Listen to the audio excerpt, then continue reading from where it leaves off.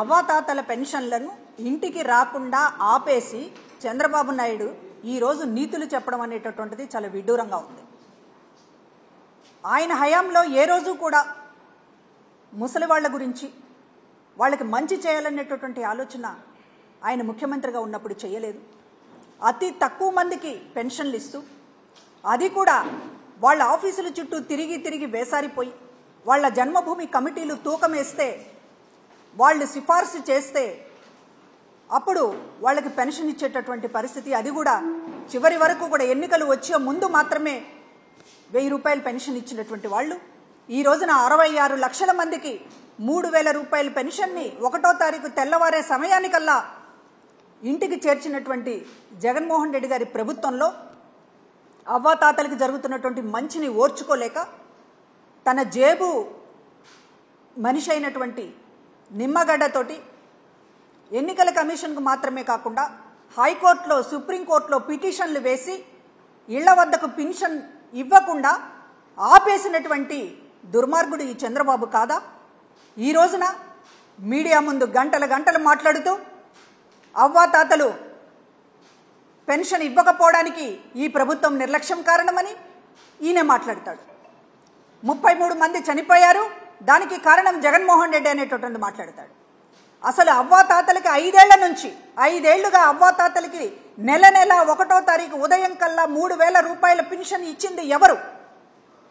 దేశంలోనే ఎక్కడా లేనటువంటి విధంగా 3000 రూపాయల పెన్షన్ అనేటటువంటిది అందజేసినటువంటి ఒక గొప్ప ప్రభుత్వం జగన్మోహన్ రెడ్డి గారి ప్రభుత్వం కాదా?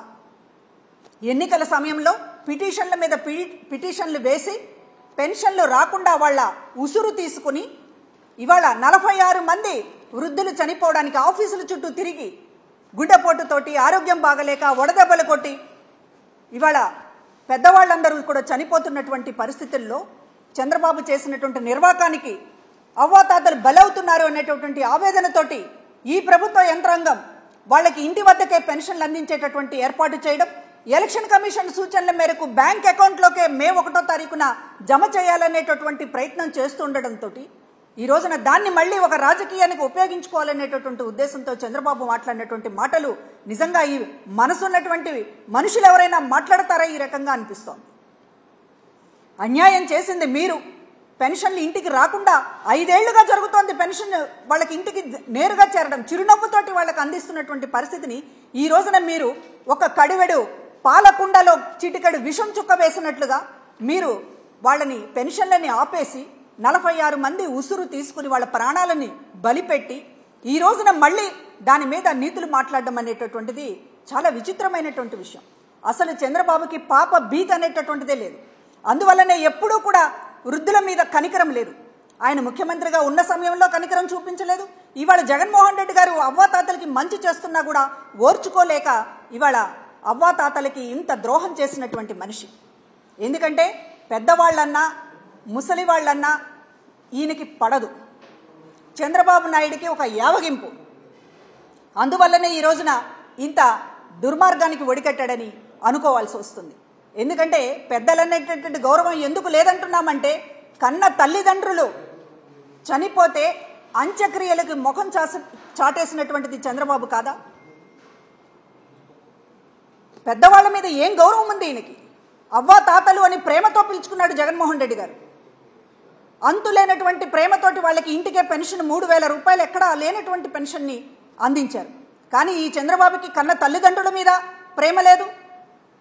అదేవిధంగా అవ్వాతాతలు ఇవాళ ఎంతోమంది నిరాదరణకు గురైనటువంటి అవ్వాతాతల మీద కూడా ఆయన కనికరం లేకుండా వ్యవహరించడం వల్ల ఈరోజు ఇంటికే పెన్షన్లు ఇవ్వడం అనేటటువంటి దాన్ని ఇంత రాజకీయ గండం పొంచి ఉన్నట్లుగా దాన్ని మారిపోయింది. అయినప్పటికీ కూడా ఈ రోజున ప్రభుత్వం చిత్తశుద్ధితోటి అవ్వాతాతలు ఎవరూ కూడా నష్టపోకూడదు, బాధపడకూడదు అని ఇంటికి చేర్చేటటువంటి కార్యక్రమాన్ని తీసుకుంటే ఇవాళ ఇంటి దగ్గర వాళ్ళ ఆఫీసుల చుట్టూ రాలేరు, అనేక మంది వృద్ధులు అనారోగ్యం బారిన పడ్డారు అనేటటువంటి మాట్లాడితే ఇందాక చంద్రబాబు నాయుడు ఏం మాట్లాడుతున్నాడండి?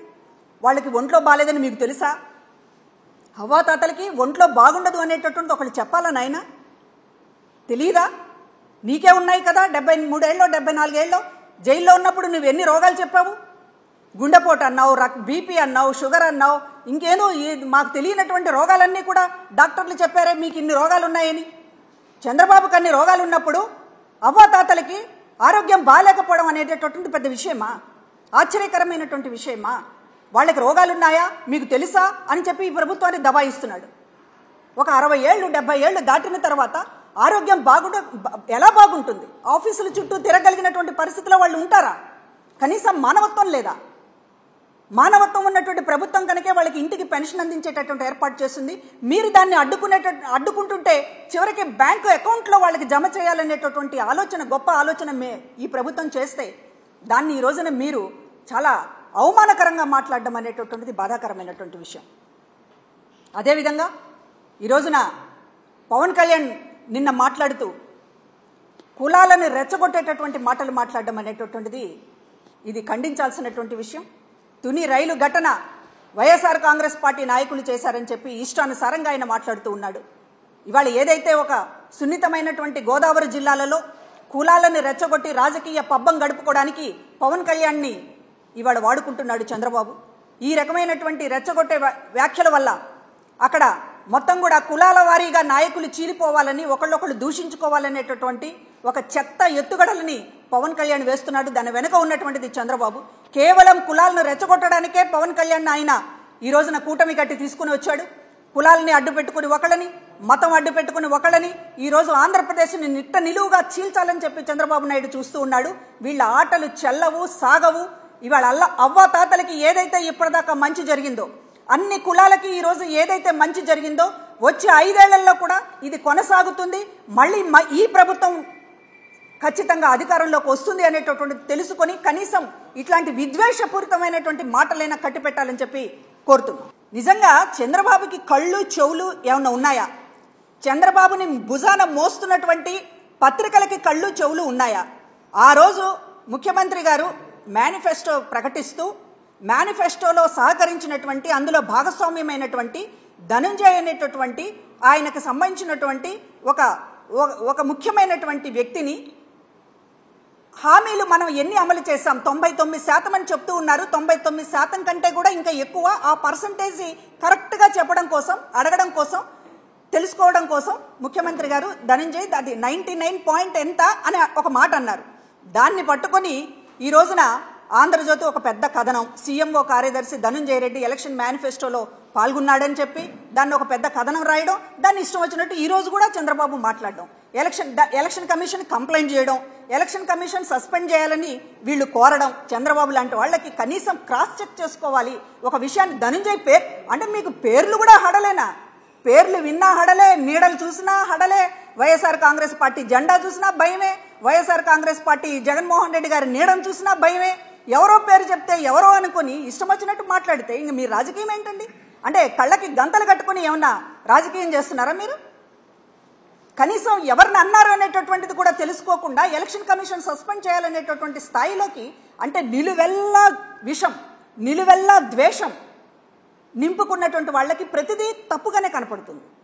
ఏమన్నా అర్థం ఉందా ఈ మాటకి? సస్పెండ్ చేయాలని కోరడంలో ఇవాళ అధికారుల మీద ఇష్టానుసారం ఇట్లాంటి అబద్ధాలతోనే చిలవలు పలవలు చేసి అసలు మనుషుల్ని మార్చేసి, తలకాయల్ని మార్చేసి, వాళ్ళు అందులో పాల్గొన్నారు, వీళ్ళు ఇందులో పాల్గొన్నారని కట్టుకథలు మీరే రాసేసి దాన్ని సస్పెండ్ చేయాలని అడగడం. అధికారుల మీద మీకు ఏంటి ద్వేషం?